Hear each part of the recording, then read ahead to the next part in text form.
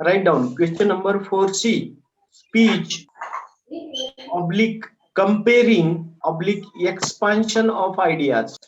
4 marks. Speech oblique comparing oblique expansion of ideas. Then we will deal regarding expansion of ideas. Expansion of ideas हा question सोपा आहे speech आणि comparing पेक्षा. तर question काय येत असतो पहा. Write down question. Expand the following idea with the help of the points given below. I repeat, expand the following idea with the help of the points given below. Write your answer in about 100 to 150 words. 100 to 150 words. And subject is necessity is the mother of invention. Points number 1, importance of invention. Number 2, use of term mother, examples or proof, human tendency of invention, and last point is conclusion. See, these are the given points to write expansion of ideas. Then first of all, we will see what is meant by expansion of ideas. Expansion is when a writer adds more specific details, explores the effects of certain premise, or provides context to particular situations in order to create a rounder world for the reader. Expansion can extend the length of your piece by a few paragraphs or a few hundred pages. See the flow chart. What is the expansion of idea? To understand the meaning of the text, to understand the symbol in the text, to explain the text with similar ideas, to summarize the text, to substitute the symbols into sentences. तर अशा पद्धतीनं expansion of idea म्हणजे तुम्हाला जो एक word दिला जातो किंवा एखादं प्रोवर्ब दिलं जाऊ शकतं आणि त्याच्यासाठी क्लूज पॉइंट्स जे आहेत पॉइंट्स देतात किंवा दिले जाणार पण नाही.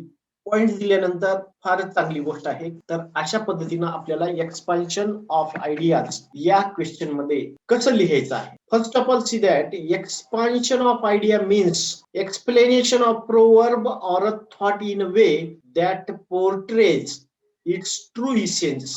म्हणजे एक्सपान्शन ऑफ आयडिया म्हणजे एखादं प्रोवर्ब जर दिलेलं असेल तर ते प्रोवर्ब तुमच्या रिअल लाईफ सिच्युएशन मध्ये कशा पद्धतीनं प्रतिबिंबित होतं तर ते एक्सपान्शन करायचं आहे. Most proverbs are symbolic.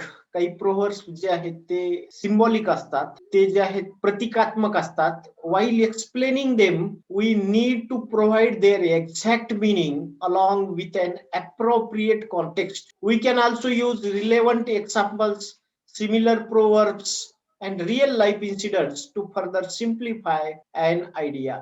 म्हणजे काही प्रोवर्ब जे असतात, प्रोवर्ब हे आपल्या दैनंदिन जीवनामध्ये अतिशय उपयोगी असतात. दैनंदिन जीवनाचा आणि त्या प्रोव्हर्ब्सचा अतिशय संबंध असतो. तर ते प्रोव्हर्ब्स कसे रिअल लाईफ मध्ये प्रतिबिंबित होत असतात तर ते तुम्हाला सांगायचं आहे किंवा ते पटवून दाखवायचं. मग आता एक्सपान्शन ऑफ आयडियाज या क्वेश्चन मध्ये काय करायचं आहे. फर्स्ट पॅराग्राफ मध्ये you have to write title of the particular idea, then introduction and impressive beginning. म्हणजे फर्स्ट एक्सपान्शन ऑफ आयडिया जे आहे, एक्सपान्शन ऑफ आयडिया ही 3 पॅराग्राफ मध्ये साधारणतः लिहायची आहे. म्हणजे पहिल्या पॅराग्राफ मध्ये एक्सपान्शन ऑफ आयडियाचं टायटल लिहायचं आहे आणि टायटल लिहिल्यानंतर इंट्रोडक्शन ते एक्सपान्शन ऑफ आयडियाचं करायचं आहे, इम्प्रेसिव्ह बिगिनिंग करायची आहे आणि second paragraph we call it middle paragraph. Middle paragraph should be focused on words, interpretation and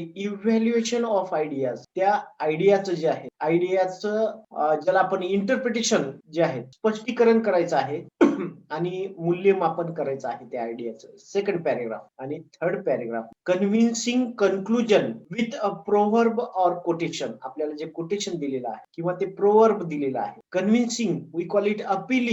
अशा पद्धतीनं थर्ड पॅराग्राफ मध्ये आपल्याला हे करायचं आहे. And expansion is usually written in 3 parts. Expansion of ideas ही 3 पार्ट्स मध्ये. The introductory paragraph we call it contain in a topic sentence. We call it topic sentence. आपल्याला जो टॉपिक दिलेला आहे ते टॉपिक सेंटेन्स कसं लिहायचं. Topic sentence means a sentence expressing the main idea or the most point in of a paragraph. Then the placing of the topic sentence can be at the beginning. Topic sentence जे दिलेलं आहे, lead sentence ज्याला आपण म्हणतो, ते सुरुवातीला आलं पाहिजे. Then the aim of this paragraph is to clearly present the idea of or symbolism that is given proverb or quotation carries. म्हणजे जे आपल्याला प्रोवर्ब दिलेला आहे किंवा कोटेशन दिलेलं आहे, तर ते कोटेशन आणि प्रोवर्ब जे आहे ते स्पष्ट असलं पाहिजे, त्याची आयडिया क्लिअर असली पाहिजे. The meaning of the idea should B literal, symbolic और मेटाफोरिकल और कन्व्हेड. जे ती जी आयडिया आहे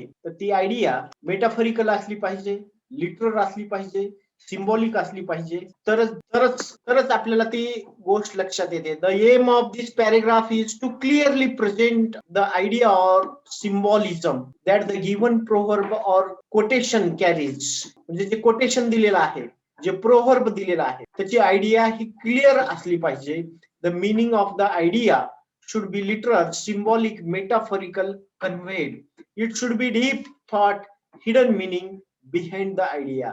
त्या आयडियाच्या पाठीमागे हा खोलवर विचार असला पाहिजे, मतितार्थ असला पाहिजे, तर ती आयडिया जी आहे आयडिया आपल्याला लिहिता येईल. मग सेकंड पॅरेग्राफ मध्ये ज्याला आपण कोर कंटेंट असं म्हणतो, तर त्या कोर कंटेंट मध्ये काय असायला पाहिजे? Present the idea from different point of view, give instances and anecdote or even personal experiences. Unity and clarity of thought should be there. Then use logically linking sentences with discourse markers, conjunctions and conjunctive phrases. Not only but also either or, neither nor. म्हणजे त्या core passage मध्ये लिहित असताना आपण जे आहे discourse markers, ज्याला म्हणजे लिंकिंग सेंटेन्सेस जे आहेत, सेंटेन्सेस लिंक करायचे. म्हणजेच कंपाऊंड सेंटेन्स असेल, कॉम्प्लेक्स सेंटेन्सेस असेल, तर त्याचे जे आहेत सिंपल सेंटेन्सेस तयार करायचे. आणि नॉट ओनली बट ऑल्सो असेल, आयदर ऑर, नायदर नॉर जे आहे त्या सेंटेन्सेसचे रूपांतर करायचे आहे. आणि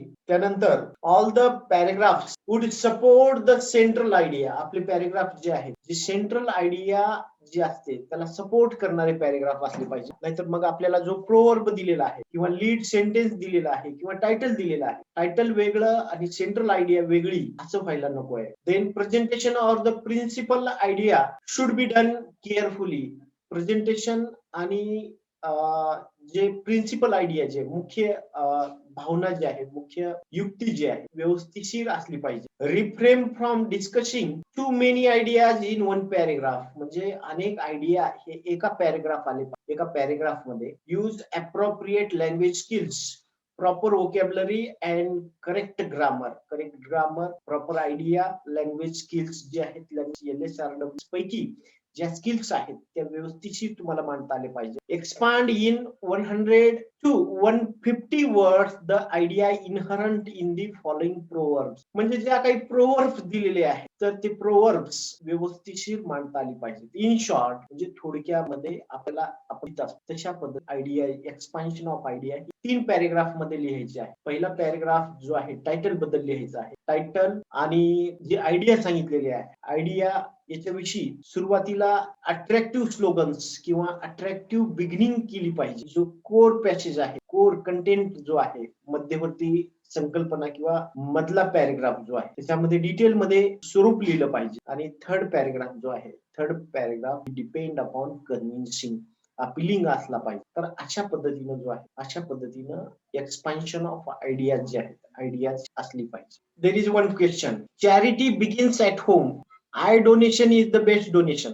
तर आता हे टायटल जे आहेत 2 पॅरेग्राफ मध्ये डिवाइड केलेलं आहे. तर हिची बिगिनिंग पहा. Science has made it possible for people to donate their eyes for transplantation into the eyes of those who are blind. What more wonderful gift of our bodies after death? If Aishwarya Rai can please her eyes, why not we? All one has to do is approach an eye donation center and please one's eyes after one's death. I imagine even after our death, our bodies will be of use to someone. Some unfortunate person will get the gift of eyesight and he will be able to see the world through our eyes. Even though we die, our eyes will live on and see the world. तर हे जे title दिलेलं आहे I donation असेल, blood donation असेल, organ donation असेल किंवा आणखीन कोणते डोनेशन्स असतील तर सेम पॅरेग्राफ येईल, कारण या पॅरेग्राफ मध्ये फक्त डोनेशन विषयीच लिहिलेले आहे. तर याच्यामध्ये सुरुवात तुम्ही कशी केलेली आहे? Attractive beginning. What is use of eye donation? What is importance of eye donation? Eye डोनेशनचे इम्पॉर्टन्स काय आहे? आय डोनेशन कशासाठी करायचं आहे? आणि मग जे डिग्निटीज आहेत, मोठे मोठे जसे यांनी जे आहेत, ऐश्वर्या रायचं एक्झाम्पल घेतलेलं आहे, तर तिनं तिचे सुंदर डोळे जे आहेत डोनेट केलेले आहेत, तर त्याची काय आवश्यकता आहे? आणि थर्ड पॅरेग्राफ मध्ये जे काही आपल्याला लिहायचं आहे, इम्पॉर्टंट विजन. एक क्वेश्चन तुम्ही विचारता आहात की जर प्रोवर्ब जर आपल्याला समजला नाही तर काय करायचं? तर मी सर्वांना सांगू इच्छितो की प्रोवर्ब जो एक्झाम मध्ये येतो तो सर्वांना समजेल असाच एक्झाम मध्ये टाकला जातो, कुणाला समजत नाही असा टाकला जातो. क्वेश्चन्स हे अशा पद्धतीने सेट होतात की सर्वसामान्य बुद्धिमत्तेच्या मुलांचा विचार करूनच ते क्वेश्चन सेट केले जातात. वेग, अनक्लिअर, शॉर्ट अशा पद्धतीचे क्वेश्चन्स टाकले जात नाही. आता याच्यामध्ये जर ब्लड डोनेशन आलं असेल किंवा ऑर्गन डोनेशन आलं असेल किंवा ज्याला आपण आय डोनेशन जर येत असेल तर हे स्पीच मध्ये येतं किंवा ह्याच्यामध्ये येऊ शकतं. तर याच्यामध्ये जे सेंटेन्सेस आहेत ते सेंटेन्सेस मध्यवर्ती कल्पनेमध्ये हे सांगायचं की who are they are our brothers and sisters. हे असे सेंटेन्सेस टाकायचे की ज्यांना खरोखर गरज आहे ते लोक कोण आहेत? ते आपले बंधू आणि बहिणी आहेत. तर आपण त्यांना जे आहेत त्यांना डोनेट केलं पाहिजे. मग इव्हन दो फॉर्मॅट जो आहे blood donation, I donation, organ donation किंवा आणखीन काही डोनेशनचा जो असेल तो फॉर्मॅट एकच ठेवायचा. हा स्पीच रायटिंग मध्ये आला तर तिथं लिहायचं किंवा एक्सपान्शन ऑफ आयडिया मध्ये जर आला तर तिथं लिहायचं. स्पीच रायटिंग मध्ये सुद्धा 3 पॅरेग्राफ आहेत. पहिला पॅरेग्राफ जो आहे टायटल संबंधी लिहायचं. सुरुवातीला जे टायटल आहे त्याच्या संबंधी माहिती लिहायचं. सेंट्रल आयडिया ही सेकंड पॅरेग्राफ मध्ये लिहायची. थर्ड पॅरेग्राफ मध्ये जो आहे कन्व्हिन्सिंग एंड करायचं आणि शेवटी जे आहे त्यांना अशा पद्धतीनं कोटेशन्स लिहू शकता की come and join in I donation, come and join in organ donation, come and join in what you call another donation, तर ब्लड डोनेशन वगैरे अशा पद्धतीने जे आहे 3 पॅरेग्राफ छोटेच का असेना 3 पॅरेग्राफ करायचे. राहिला प्रश्न 100 वर्ड्स टू 150 वर्ड्स. म्हणजे तुमचे काही एक्झामिनर हे शब्द वगैरे मोजत नाहीयेत. 100 वर्ड्स झाले किंवा 150 वर्ड्स वगैरे तर असं काही मोजत बसत नाहीयेत. परंतु साधारणतः जे आहेत एक एक पॅरेग्राफ हा 4 लाईनचा असला पाहिजे. तर 4-4 लाईन मध्ये तुम्ही पॅरेग्राफ तयार करा. जवळपास 3 लाईन मध्ये जरी पॅरेग्राफ तयार केले तर 9 लाईन्स होतात आणि अशा पद्धतीनं कन्व्हिन्सिंग प्रोवर्ब तयार करू शकता किंवा जर तुम्हाला चांगल्या पद्धतीनं स्पीच जर आलं तर स्पीच तयार करू. स्पीच तुम्हाला येत आहे त्याच्यामुळे मी एक्सपान्शन ऑफ आयडिया घे आणि प्रोवर्ब असं काही अवघड येणार नाही. हा क्वेश्चन जो आहे तुमच्यासाठी नवीन आहे. प्रोवर्ब तुम्हाला माहिती असलेलं प्रोवर्ब येईल, नेचरचं येईल किंवा सायन्स रिलेटेड इन्व्हेन्शन संदर्भात येईल तुम्हाला प्रोवर्ब किंवा अशा पद्धतीनं प्रोवर्ब येऊ शकतो. रायटिंग स्किल मध्ये हा क्वेश्चन जो आहे question number 4C speech oblique comparing oblique expansion of ideas अशा पद्धतीचा आहे. आणि रायटिंग स्किल मध्ये एक क्वेश्चन साठी जो आहे 2 तुम्हाला ऑर असणार आहेत, म्हणजे 3 क्वेश्चन्स असणार आहेत. 3 पैकी तुम्हाला एक लिहायचं प्रत्येक रायटिंग स्किलला. तर आपण एक किंवा 2 घेत आहोत. आणि या क्वेश्चन मध्ये क्वेश्चन नंबर 4C मध्ये जो आहे एक्सपान्शन ऑफ आयडिया आणि स्पीच असे 2 दिलेले आहेत.